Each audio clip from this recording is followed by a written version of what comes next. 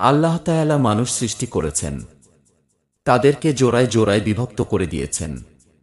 নারী পুরুষের এই জোড়া আল্লাহর পক্ষ থেকে নির্ধারিত। অনেকে তার ইচ্ছেমতো জীবন সঙ্গী নির্ধারণ করতে চায়, কিন্তু সেটা করতে পারে না। কেননা মহান আল্লাহ তার জীবন সঙ্গী হিসেবে পছন্দের সেই নারীকে নির্ধারণ করে রাখেননি।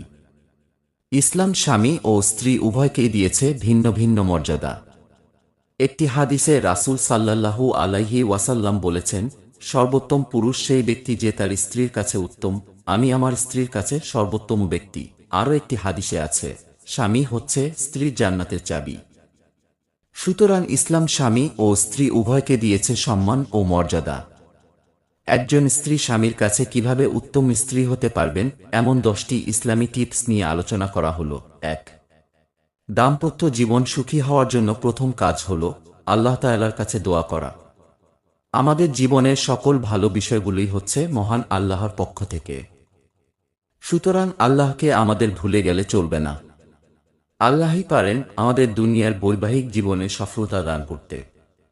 এজন্য একজন স্ত্রীকে অবশ্যই আল্লাহর কাছে এভাবে দোয়া করতে হবে, হে আল্লাহ, আপনি আমাদের বৈবাহিক জীবনকে উত্তমভাবে যাপন করার তৌফিক দান করুন এবং আমাদের মৃত্যুর পর জান্নাত দান করুন।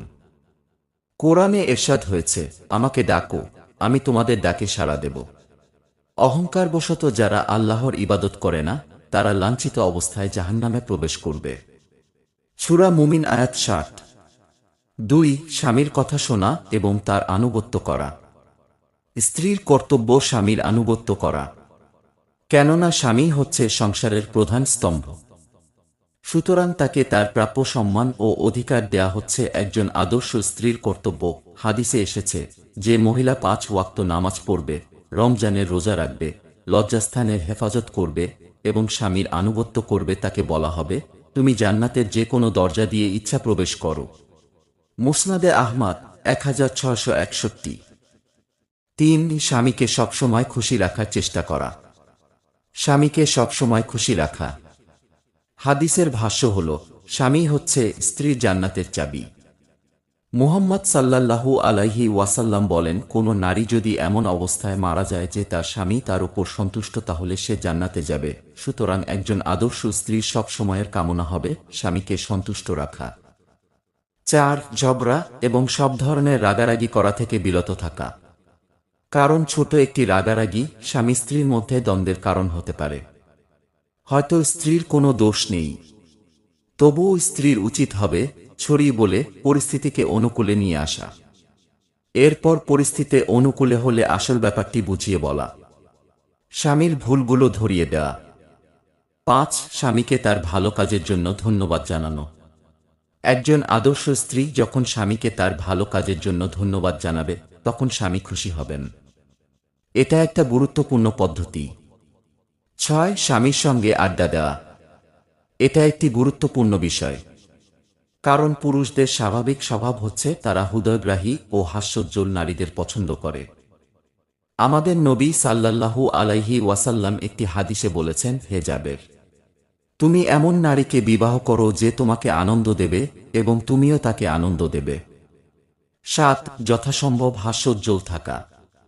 পবিত্র কোরআনে এসেছে, তোমার কাছে যেই ধরনের গয়না আছে তুমি তা পরো এবং সুন্দর সুন্দর পোশাক পরিধান করো তোমার স্বামীর জন্য। সুতরাং একজন আদর্শ নারীর কর্তব্য হবে এই আদর্শকে অনুসরণ করা। 8. হুর আলাইনের বা জান্নাতি নারীর বৈশিষ্ট্যগুলো পর্যালোচনা করুন এবং তাদের অনুকরণ করার চেষ্টা করুন। কেননা কোরআন ও হাদিসে জান্নাতি নারীদের বৈশিষ্ট্য বর্ণনা করা হয়েছে, সেই বৈশিষ্ট্যগুলো ধারণ করার চেষ্টা করুন। 9. স্বামী কাজ থেকে ঘরে ফিরলে তার যত্ন নিন।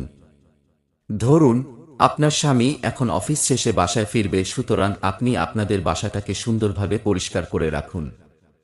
নিজে ভালো কাপড় পরিধান করুন এবং সন্তানদের ভালো কাপড় পরিধান করান। এমনটাই একজন পুরুষের কাম্য, আর এর মাধ্যমেই মূলত স্বামী ও স্ত্রীর বৈবাহিক জীবনে সুখ ও শান্তি বৃদ্ধি পায়। 10. স্বামীর হৃদয় জয় করার জন্য আপনি সর্বোচ্চ চেষ্টা করুন। আল্লাহ আপনাকে সকল প্রকার সৌন্দর্য দান করেছেন। আপনি আপনার এই সকল সৌন্দর্যকে ব্যবহার করে আপনার স্বামীর হৃদয়কে জয় করুন।